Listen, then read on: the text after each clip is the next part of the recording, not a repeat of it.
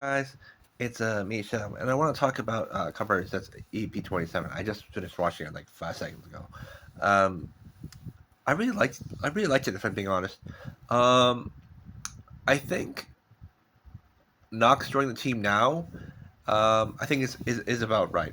Actually, to be honest, if I'm being completely honest, I think he should have joined like 2 or 3 episodes ago. But I understand it. It seems the shock capsule is able to undo brainwashing. I think it's supposed to. I think the logic behind it is like you know how sometimes people go electrostatic, not electric therapy. Electroshock therapy. I think that's the reason behind it. Like at least the logic, right? So I think so. I don't know if it's like canon, but I think that the shock anything mind control I think can be solved through the shock capsule because the erased memory was solved by the shock capsule. The soma brainwashing seems to be able was able to stop from the shock capsule. So I think anything brainwash, mind altering can be solved through the shock capsule, which I guess is kind of been proven because uh, he was able to bring back Agent Six memories with the shock capsule. So I guess it makes sense. Um,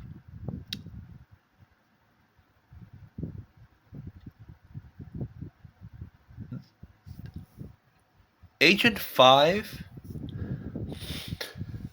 redemption or hinted redemption. I think no, it's redemption. If you think about it, he gave the sarcasm to Zero, so I guess it kind of as redemption. But I guess the full redemption doesn't really happen until the next episode because that's when he quits. Three. Now I'm a little disappointed. I really that it's happening now. I really felt that the five redemption would happen the moment Six died. Agent Six died, because that's where it kind of clicks. Where he thinks, oh, this guy, oh, three can't be trusted. Three can't be trusted. So I really felt that that's why I thought it was forthcoming. I really felt it was forthcoming, right? So I'm not even sure that's the real word, but I'm going to go with that. Right. Anyway, the point is I thought that it was bound to happen. Part of me was hoping it wouldn't happen yet. Like I was hoping for like a more emotional thing to break, because let's face it, if Six's death was not gonna break five, I don't think nothing was gonna. I honestly thought that nothing was gonna break him. If I'm being honest, I really felt like nothing was gonna break him because five and six did have a type of friendship. It was pretty perceived, right? But still, like I felt like it was fit there. So that's why I'm a little shocked by his redemption this episode, because honestly, him talking to Zero and Seven, I understand. It was more talking to Baku that made him kind of reflect and realize that maybe the path they're going is not the right one.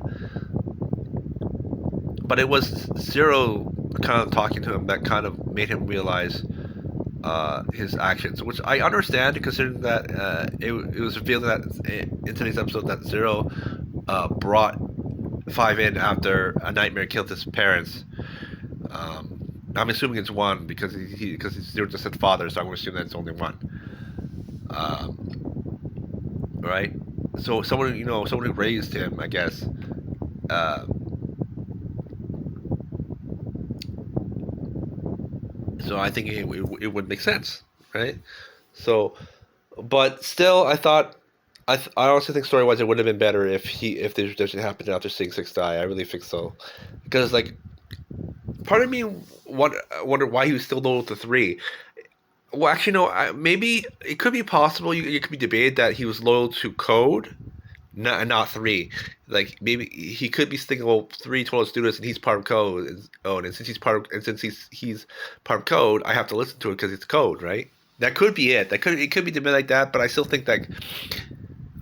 But the thing is, five saw what three what three did to Zero, and Zero is very loyal to Code. So So watching six die like that, so there are reasons for it to go both ways, right?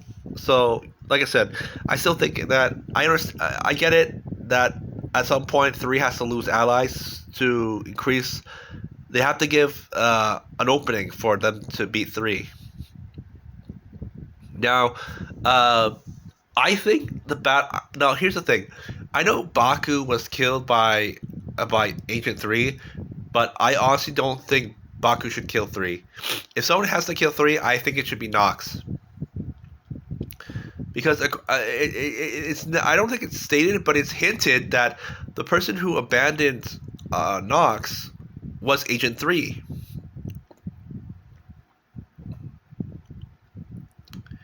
So right, so it could be that what stems from for from forced pain could be actually be assembly code. Uh, from code, it could actually be Agent Three, and in the next episode, it seems like Nox is gonna fight three. It seems like during the fight, he's gonna get his new form, and then probably mollywop three. I don't think he'll kill three, but I think he'll beat him up and run away because I'm pretty sure three is gonna be the final villain at the end. And it could be the Nightmare Girl. Two. I'm assuming this. I'm assuming that the Nightmare Queen. I assume is the mother's nightmare, Agent Two's nightmare, or something along that line. Now, Sig. The thing what confuses me is Sig's role. Like his role switched on a dime. At first, he was like this bad A like super boss, right? That everyone was scared of. But now he's like a comic relief because he like if you think about him, he shows up, right? Okay, in the episode, Neb's like, "Oh shit, I thought about him," and then Sig shows up. So I do find it's kind of weird. He goes from like this bad A final boss type of guy, and and ends up being basically a comic relief. But he ends up being like a comic relief guy now. He just comes and goes. He reappears, disappears. Like I feel like Sig is going to be the comic relief of the show. He's just going to be there. He like if there's like if there's like high tension and they need a way to cut the tension, they're going to use Sig. As for Code Soma, I hope they explain what was how because Zero says, "Oh no, that's not how it's supposed to be used," right? So I'm curious. I want to see how it's actually supposed to be used because that's what I'm actually curious about. Like how is Kosomo supposed to be used? I found that really interesting. Um, Zero did rebuild the driver, but I'm worried about something because I don't know if if it's never stated right, but the new driver that Zero made, I don't know if it can handle the extreme capsule because uh, uh, Baku could only use it after he modded the driver for the extreme capsule. So I'm assuming he might have. I'm wondering if he has to mod he has if he. I'm wondering if he has to mod the driver again so that it can handle the extreme capsule, or if he can, or is that the upgrade just a aesthetic decision, and he can use it, and he can just use it without the upgrade. I'm really curious about that. Uh, yeah, I'm really curious because I think Agent Two's arc is going to be next, uh, and then two, and then three, and then probably the wrap up. Yeah, okay, I think that's about it for today. I majority of it of this episode was just Baku fighting Nox to break his mind control. Control. I do find it kind of interesting though about the cop. I think Fujimi. I don't know how to pronounce that name. But the male cop is like live streaming his theories, which is really interesting. Now, uh, the his partner coming in to stop him is really interesting. But I swear, the face Baku makes when he says, "Wait, are you guys living together?" Right? That face that when he makes that assumption is funny as hell. Like he's like, "Wait, are you guys living together?" It's like, "No." Right? And it's funny how Fujimi actually thinks that his partner would silence him, right? Would be the one to silence him. And I honestly think at the beginning episode, if it was the beginning of the series, I totally would believe that she would silence him. But now I don't think that's the case.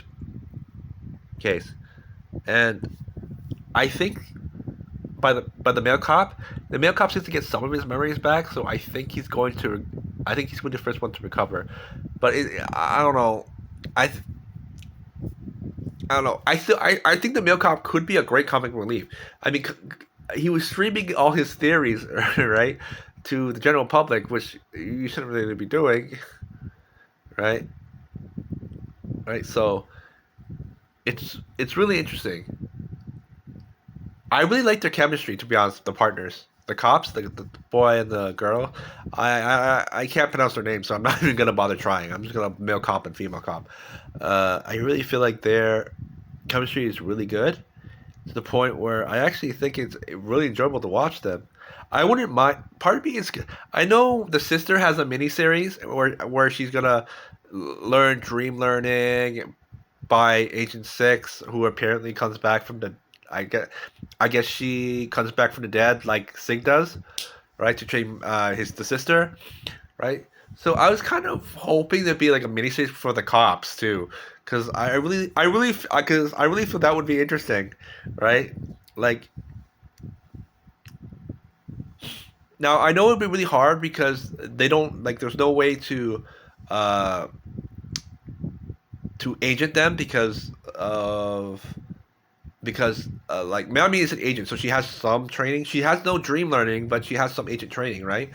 Now, I guess they could just now they could kind of veto it in a sense that they can say, like, oh no, they don't have agent training, but they're trained police officers. They went through cop training, right? And they can use that as a way to make it make sense in terms of, oh, why can these cops fight nightmares, right? They can like, yeah, so they can use their police training, and they can just make like some like MacGuffin tech to like make it possible, right? So I guess so I guess it can be done. It's just you have to write it carefully, I think, to make it work. Okay, yeah. So I think we're gonna end it here, and I'll see you guys next time. Have a great night. Bye, guys.